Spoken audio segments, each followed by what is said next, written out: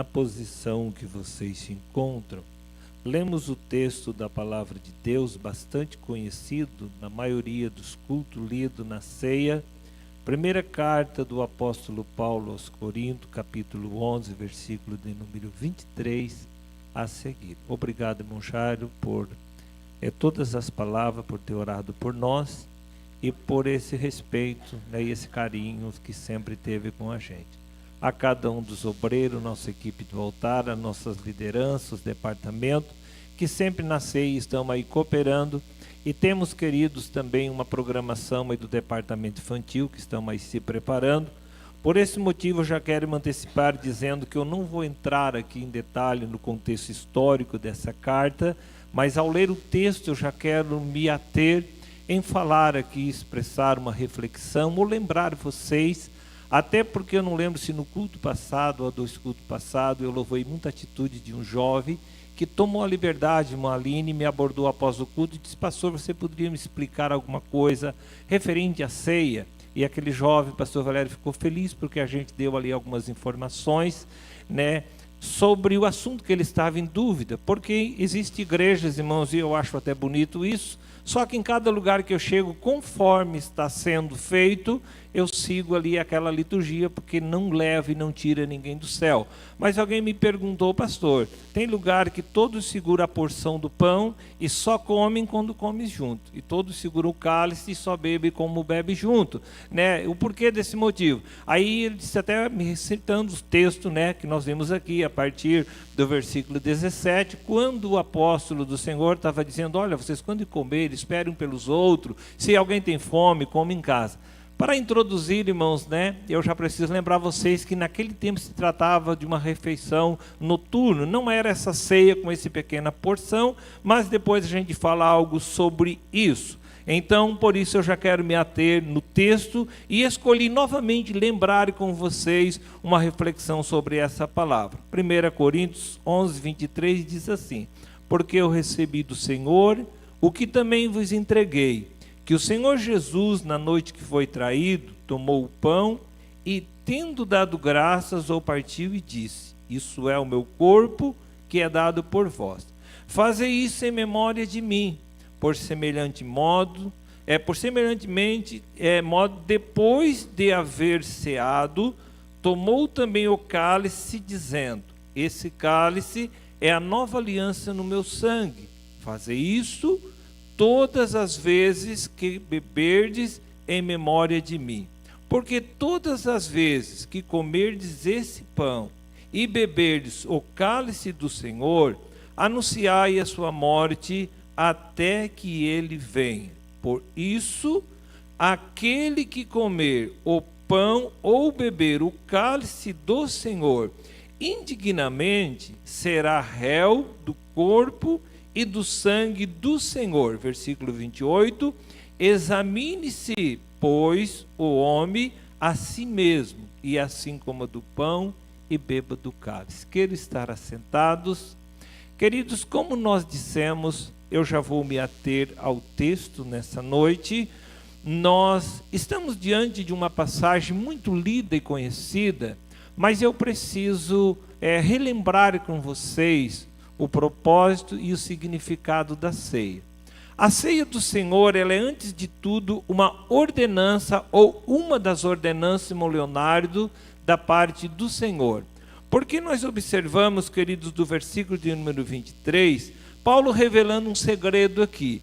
Vocês entendem melhor esse segredo de Paulo quando lemos isso, acompanhado, queridos, de alguns textos da Bíblia, como no livro de Gálatas, nós encontramos Paulo no capítulo 1, salvo engano no versículo 17, 18, ele diz que ele foi e ficou um período de aproximadamente 3 anos ou 3 anos e meio, Madriel, no deserto da Arábia. Neste período, minha sogra, entende-se, muitos historiadores escreveram que Paulo teve um tempo de compensação daqueles 3 anos e meio, Mambela, que ele não teve do colégio apostólico. Inclusive, quando Deus fala com Ananias para ir até a casa onde Paulo estava hospedado, irmão Jairo. Deus diz assim: Ananias, não me questiona, esse homem é para mim um vaso escolhido. Então, não foi Paulo apenas que se intitulou-se evangelista, irmão João, um escolhido, um apóstolo do Senhor. Não foi apenas meramente ele que se deu a si mesmo esse título, mas o eterno Deus, antes de ele começar a missão, ele já falou, irmã dele, dizendo: olha, esse homem é um homem escolhido. Tudo que ele cometeu de atrocidade contra os cristãos, ele comemorou ali a morte de Estevão, ele aplaudiu tanta coisa ruim da igreja, ele perseguiu os cristãos, mas eu preciso informar a vocês, começando por Ananias, ele diz que ele é um vaso escolhido. E nesses 3 anos e meio que ele revela para nós, queridos, quando lemos, né, as informações deste homem, então em Gálatas 1:17 e 18, salvo engano, nós percebemos que ele teve um tempo de experiência com Deus. Nesse tempo, minha sogra, eu entendo que a própria ceia do Senhor, ele recebe a ordenança de Deus. Deus dizendo: Paulo, tu agora não é mais um judeu, eu estou parafraseando. Ele disse: agora tu é um cristão em Cristo, tu teve essa experiência, tu viu a luz de Deus sobre a tua vida, e agora tu não vai mais fazer aquele ritual da Páscoa, a antiga Páscoa do judeu, que ele celebrava, ele comemorava como a libertação do povo de Israel que saíram da terra do Egito. Na antiga Páscoa, querido, eles celebravam a Páscoa com ervas amargas, com pão sem fermento, com um cordeiro assado e 4 taças de vinho. Cada um desses elementos, ele tinha uma representação, que eu não vou dizer aqui, mas só falar das ervas amargas, que representava para eles o sofrimento que eles tiveram na terra do Egito. Então, cada vez que eles celebravam a Páscoa do judeu, que acontecia uma vez por ano, ele estava dizendo assim: isso daqui faz nós lembrar de onde nós saímos, da servidão, da escravidão, do sofrimento, mas agora nós estamos na promessa do eterno Deus. A ceia do Senhor, ela substituiu, queridos, a antiga Páscoa do judeu. Ela é chamada por nós os cristãos o banquete da graça do Senhor.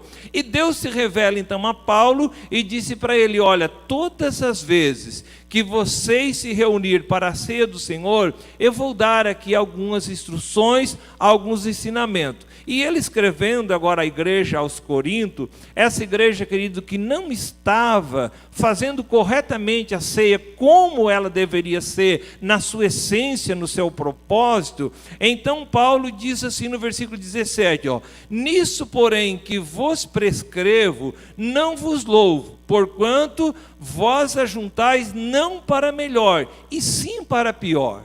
É triste, né? Num culto de ceia, né, evangelista Simão Jairo, um apóstolo, o pastor da igreja dizer: olha, infelizmente, eu vou dizer que o que vocês estão fazendo, irmão Reuel, não é bom. Por quê? Porque existia, como eu disse a esse menino, né, este jovem, eu digo menino porque eles são ainda jovens, que me perguntou, e eu louvo a Deus, que é tão bom, né, presbítero Joel, quando alguém tem essa liberdade. Eu dei os parabéns para esse moço, de que bom, evangelista Simão Jairo, que alguém tem essa liberdade. Sabe o que é triste? Eu já presenciei, já ouvi de pessoas que foram procurar o seu líder para tirar alguma dúvida, porque o líder, irmão João, não estava preparado para responder, ou não gostava muito de ler, e disse: olha, você está com dúvida? Tu não tem certeza da tua salvação? Meio que xinga a pessoa. Tem pessoa que já ganhou xingão por ir perguntar alguma coisa para o seu líder, e ele não está, irmã Renata, preparado, ou não terá humildade. E, querido, se alguém depois desse culto me perguntar: pastor Pedro, tal assunto da Bíblia, eu estou devendo uma resposta para um dos nossos obreiros. Semana passada ainda estava olhando, por eu não estar bem seguro, meu irmão,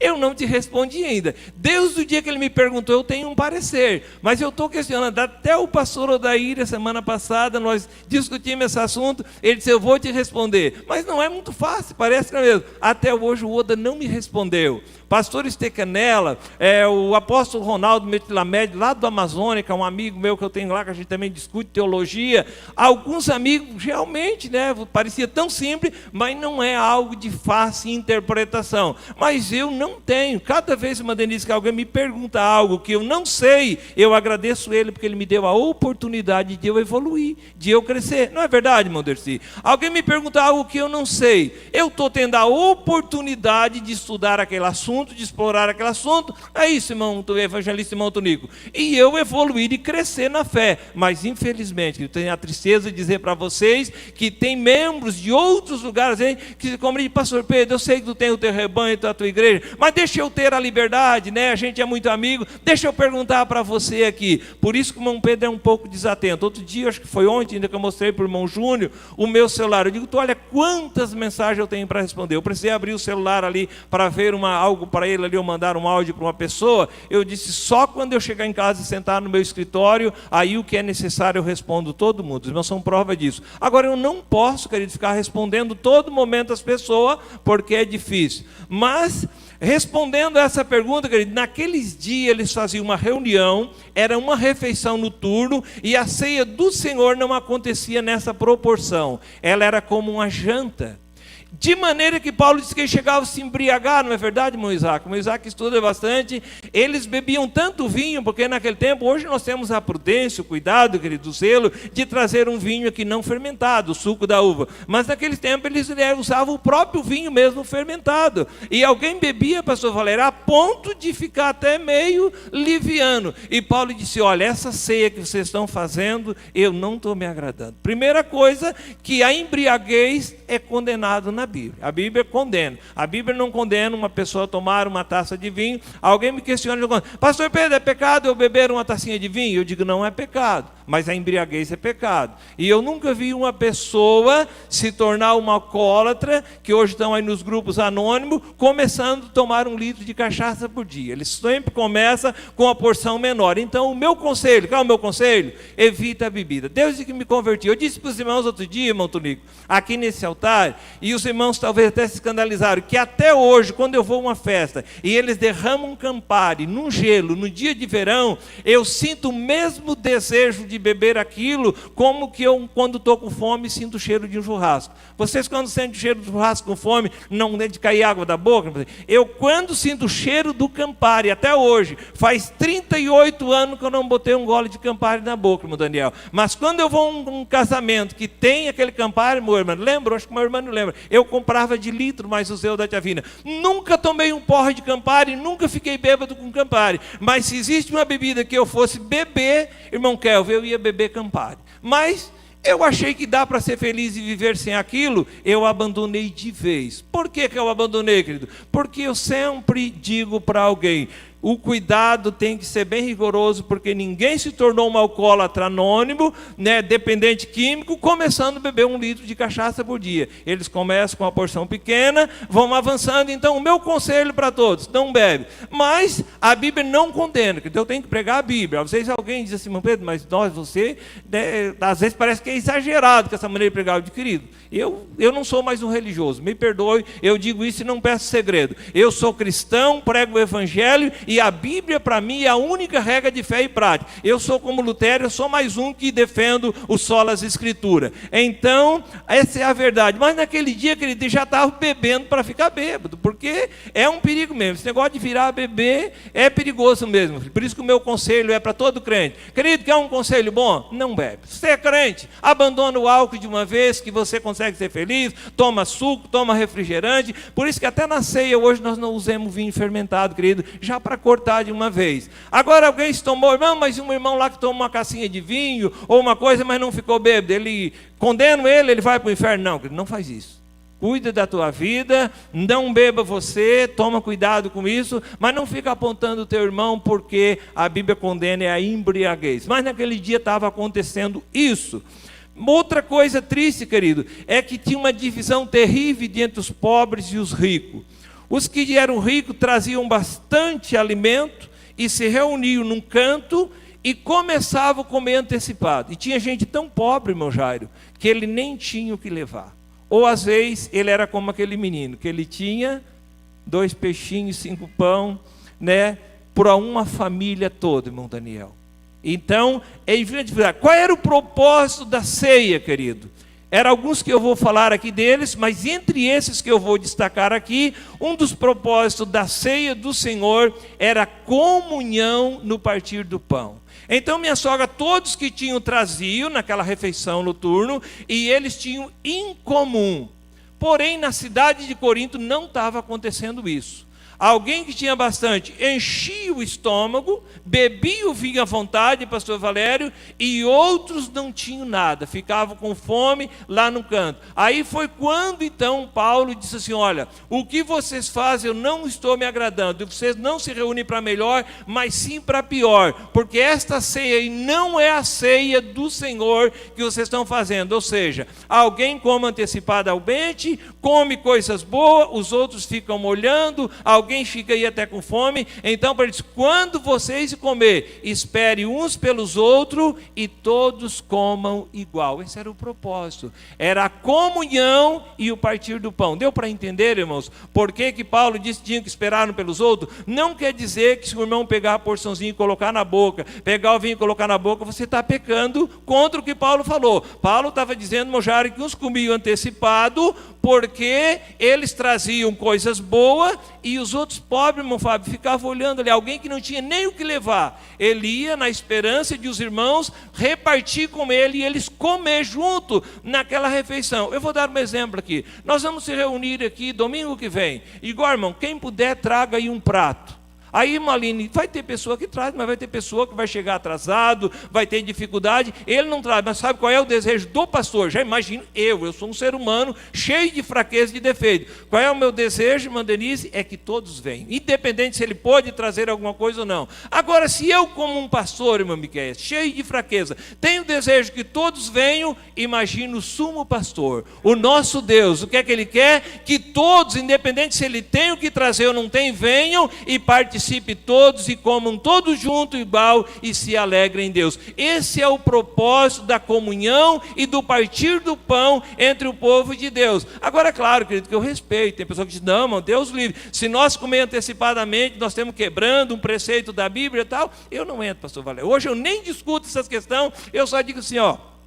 Eu tenho um entendimento diferente, respeito de vocês, e se eu chegasse aqui, e o pastor que me antecedeu, o último pastor, que era o pastor Esmeraldo, tivesse pedido para os irmãos esperar uns pelos outros, eu faria, irmão. Aonde eu passei que eles fazem isso, eu fiz também, porque isso não altera nada, não muda a ceia do Senhor. Eu não mexo naquilo que não leva e não tira ninguém para o céu. Agora, se for para nós entrar contra a Bíblia, não, querido. Aí aquilo que compromete a salvação em Cristo, aí o irmão Pedro paga o preço que tiver que pagar, mas eu vou me opor àquilo que tira nós da presença de Deus. Deu para entender? Então Paulo disse assim, ó, eu recebi do Senhor o que também vos ensinei. Então Paulo não está falando, queridos, de algo que ele inventou ou que ele imaginou da sua própria imaginação. Paulo recebeu, irmã André, do próprio Deus esse ensinamento, a instituição da ceia do Senhor. Daí a seguir ele diz assim, ó, a ceia do Senhor, ela é uma ordenança. Ele diz assim, ó, que também vos entreguei, que o Senhor Jesus na noite que foi traído, tomou o pão e tendo dado graças ao partir e disse, isso é o meu corpo que é dado por vós, fazei isso. Os irmãos vão observar essa frase aqui, ó, fazei isso. O que é? Partir o pão e repartir o cálice, né? Isso ele é um pronome demonstrativo que retorna aquilo que ele estava falando. Então ele disse assim, ó, fazei isso em memória de mim. Nessa expressão ele já expressa duas verdades sobre a ceia. Primeira, que ela é uma ordenança. A ceia, ela é uma ordenança da parte do Senhor.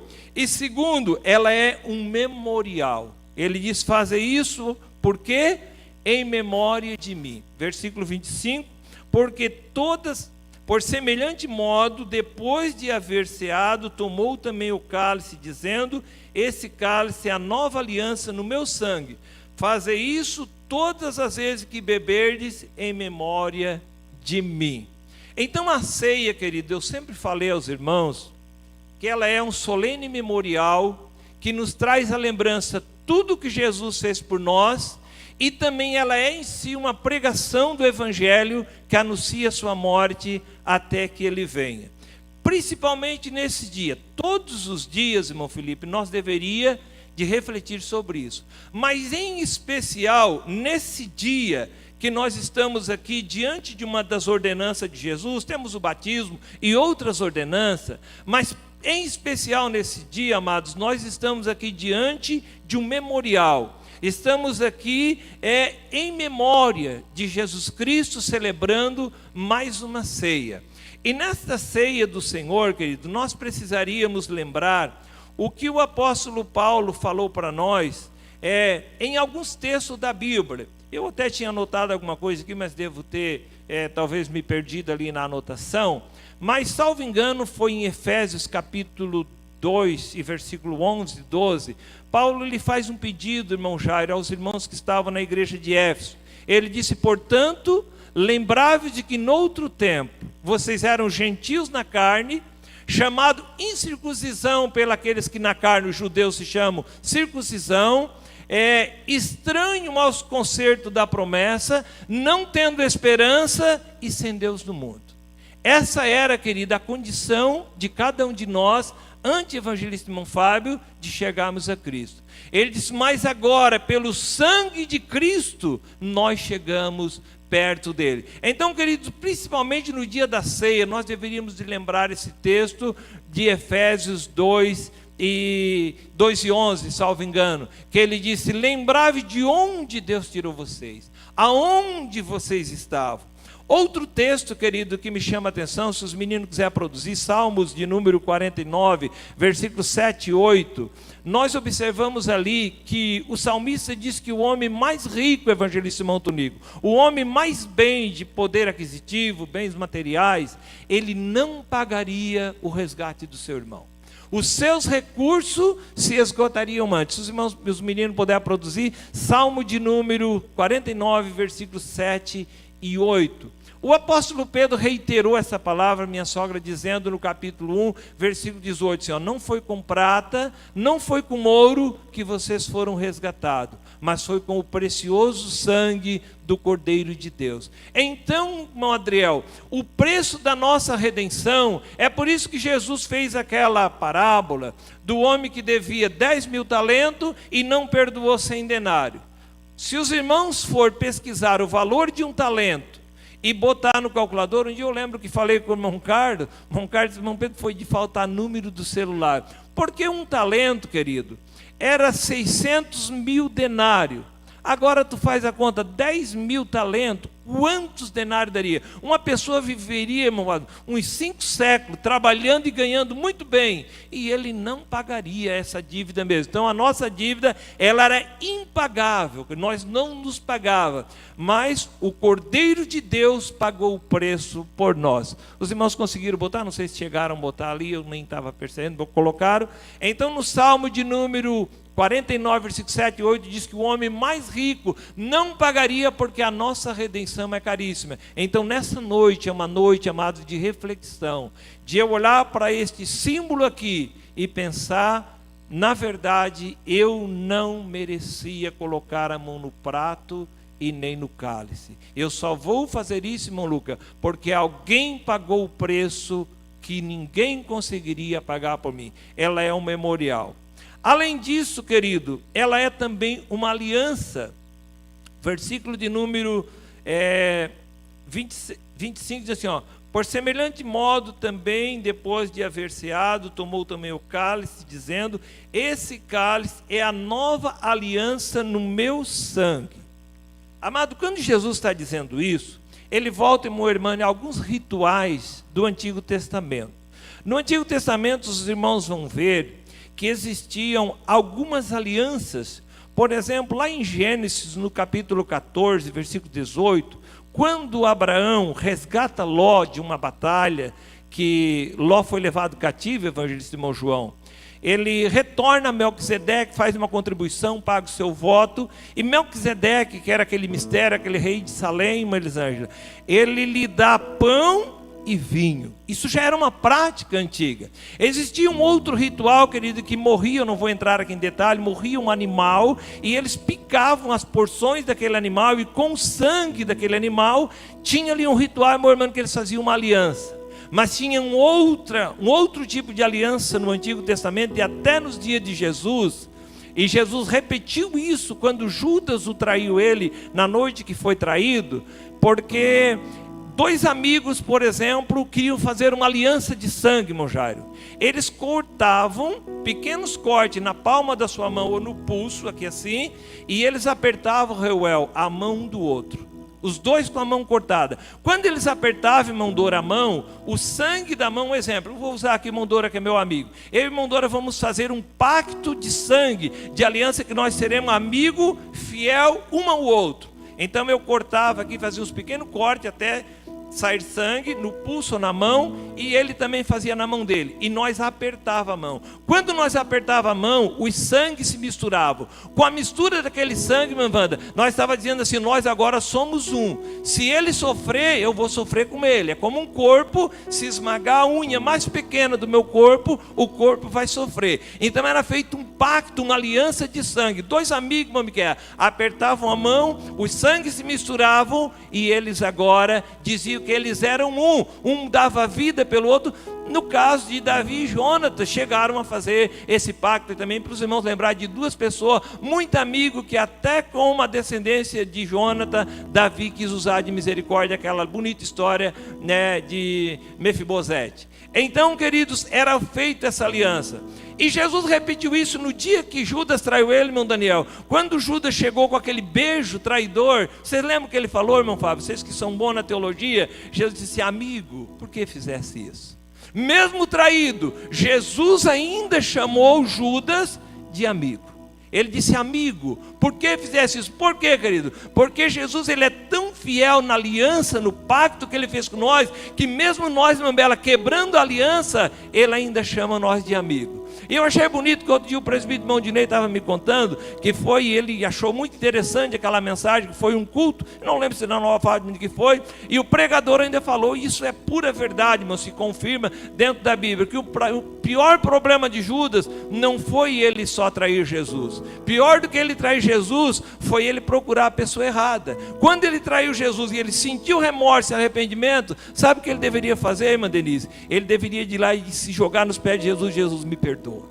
Jesus, tu me chamou de amigo, quando eu te beijei, te entregando para os inimigos teus, Jesus me perdoa, mas me perdoa mesmo. Queridos, eu tenho certeza, irmã Aline, que como aquele ladrão malfeitor, Jesus diria para ele, Judas, se eles te matar, hoje tu estarás comigo no paraíso. Mas sabe o que ele foi? Ele foi lá naqueles que sempre induziram, irmão Fábio, ele para o erro. Foi lá nos inimigos e disse, e agora o que é que eu faço? Eu estou arrependido. Pô, estou arrependido, o problema é teu. Olha, eu não quero essas moedas, pega essas moedas. Se tu não quer, joga fora então. Mas o negócio está feito, tu já traiu, o que era para fazer já está feito e pronto. Judas, além de trair Jesus, irmão Tonico, ele não foi na fonte certa, ele foi no lugar errado. E nessa noite eu preciso pregar e profetizar em parte, dizer que o nosso problema muitas vezes não é um deslize, não é um erro na caminhada, é que nós, em vez de voltar ao lugar certo e se encontrares com Jesus e pedir o perdão, a misericórdia dele, nós vamos para lugares errados, se afastamos de Deus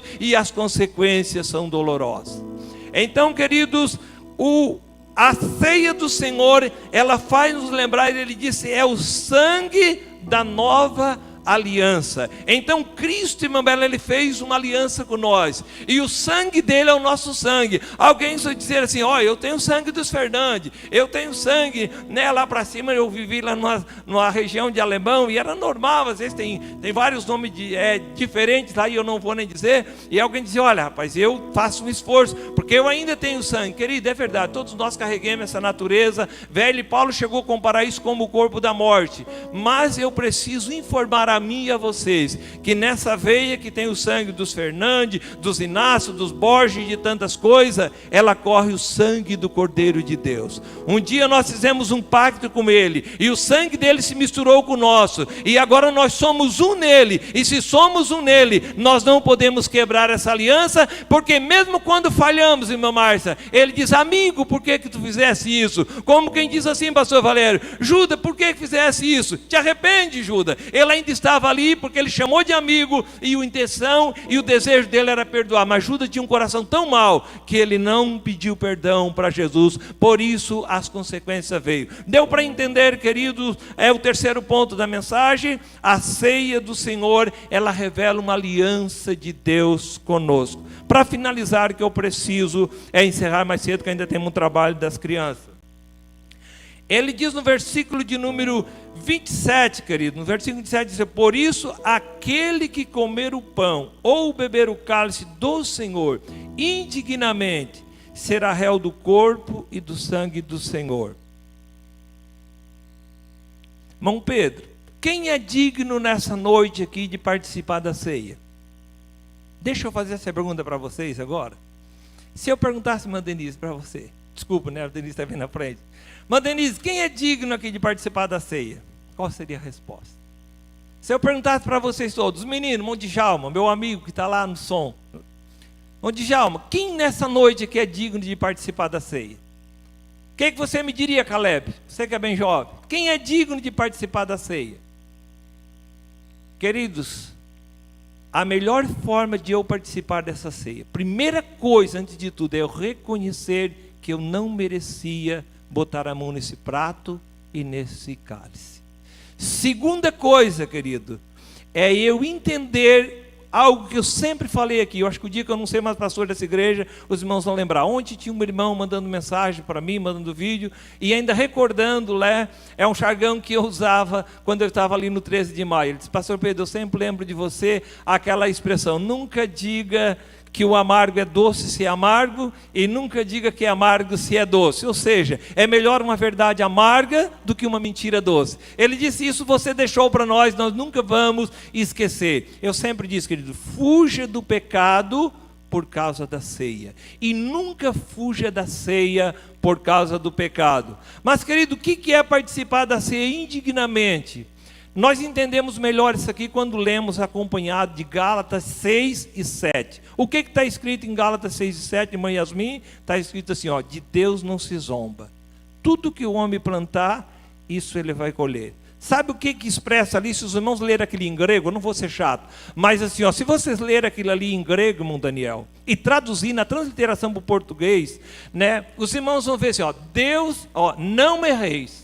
Deus não se deixa escarnecer, porque tudo que o homem plantar, isso vai colher. Sabe qual é a transliteração e o significado, irmão Daniel, do grego disso aqui? É como dizer assim, quando tu planta coisa ruim, e tu pensa que vai colher coisa boa, tu está escarnecendo e está zombando de Deus. É como dizia assim, irmão João, desculpa a expressão que eu vou usar, Deus é um bobinho, Deus é um trouxa, eu enganei Deus, eu plantei coisa ruim e eu vou colher coisa boa.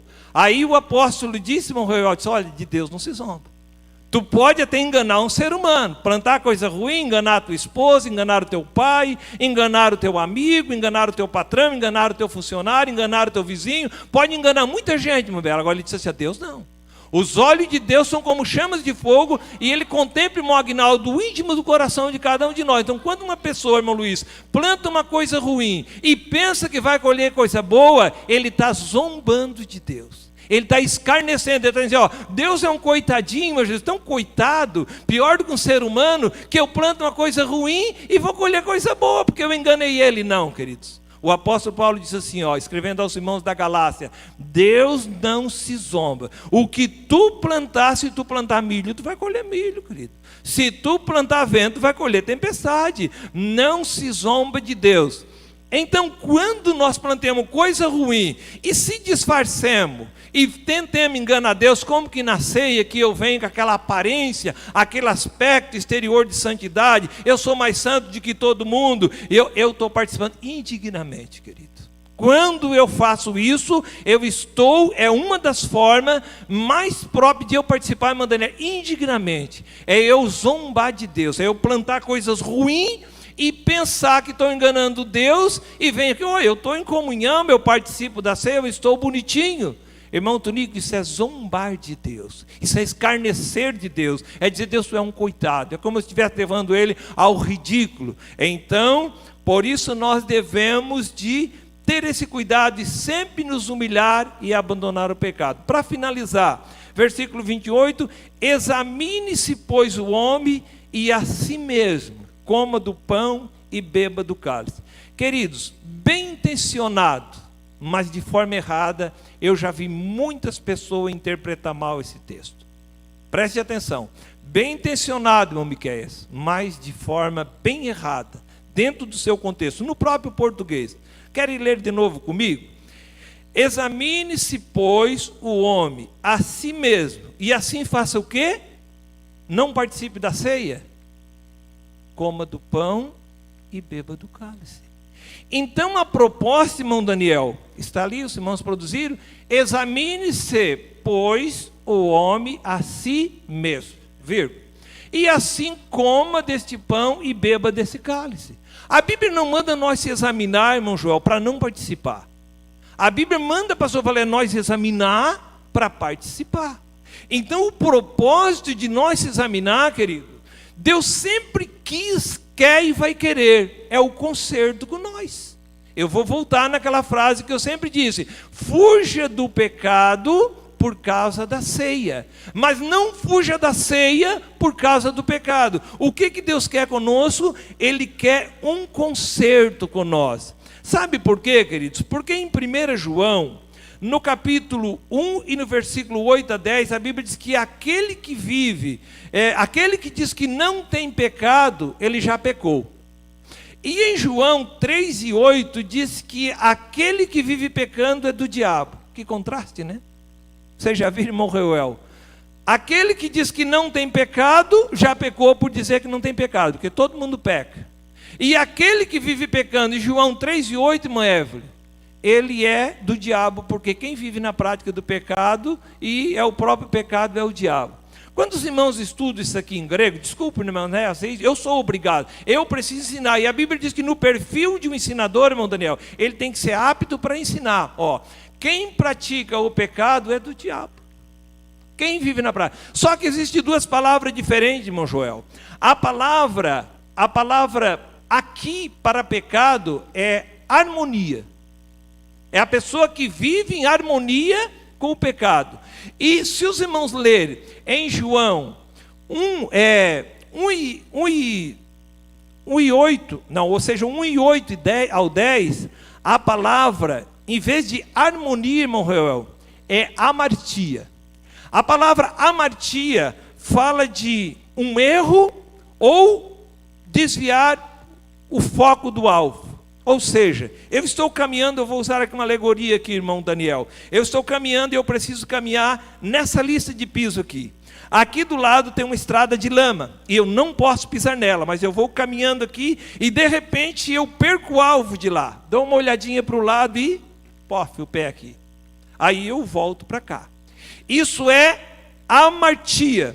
Isso é alguém que errou, mas ele não vive na prática do erro. Alguém que deu uma pisada fora. Agora, quando nós trocamos amartia por harmonia, fala de alguém que fez um acordo. Alguém que vive em comunhão com aquilo ali. Ou seja, alguém que fez uma união. Alguém que está ali acordado com aquilo ali. Ou seja, em vez de eu andar nesse trilho aqui que é o certo, não, é ao contrário, de quando eu piso aqui eu errei, porque o caminho que eu escolhi para andar é esse.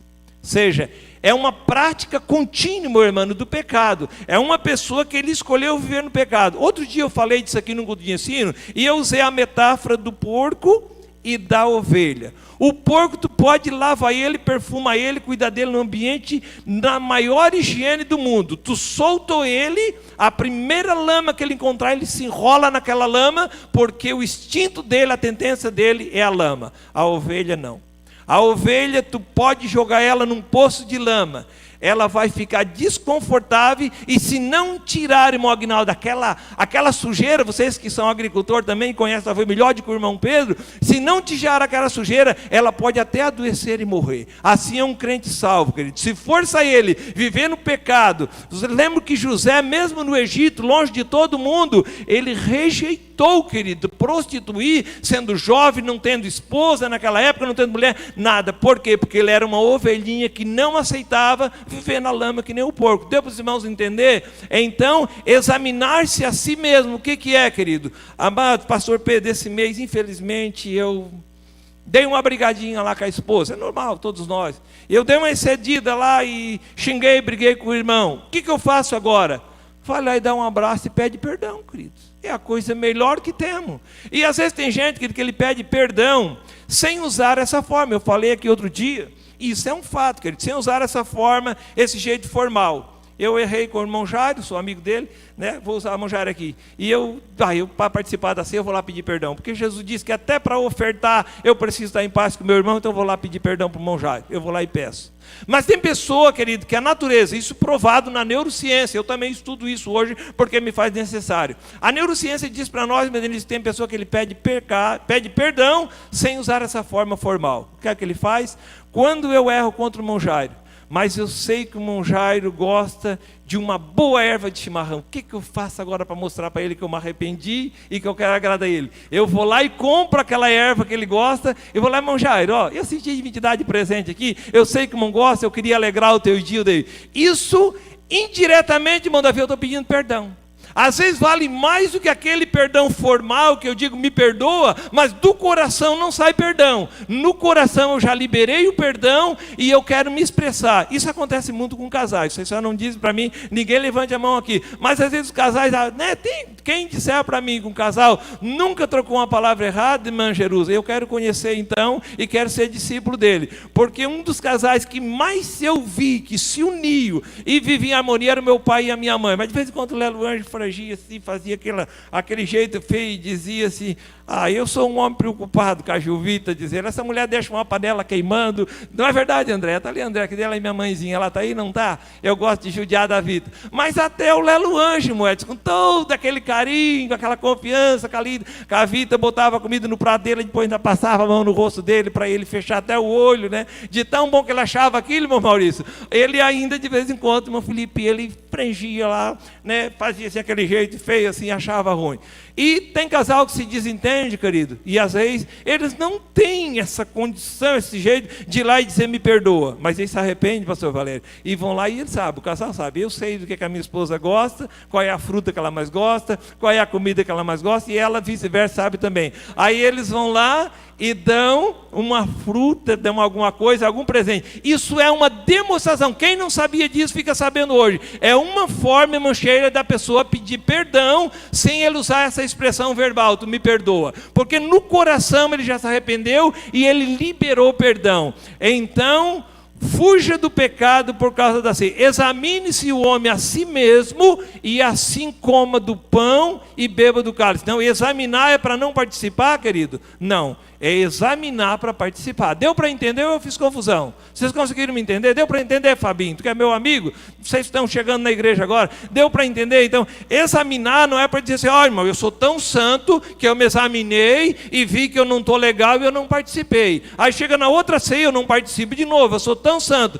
Bom, querido, daí ele tem mais respeito com a ceia de que com Jesus que está olhando para ele todo dia e vendo, meu querido, mas quando é que tu vai abandonar esse pecado? Quando é que tu vai abrir mão desse pecadinho de estimação aí, que tu não troca ele por uma harmonia, por uma comunhão comigo, tu prefere estar em harmonia? Eu falei para vocês que a primeira palavra ali do grego é harmonia com o pecado, é união com ele, é um acordo com o pecado. Agora não, querido, troque isso por amartia. Você tem algum momento de fraqueza, tem algum momento de deslize, mas o teu caminho é aqui. Alguma pisadinha que a gente dá ali, porque a gente é ser humano, Moruel, mas a gente volta para aqui, porque nós nos examinamos, renunciamos o pecado e assim participamos do corpo e do sangue de Jesus. Conseguiram me entender, queridos? Que Deus em Cristo abençoe a todos.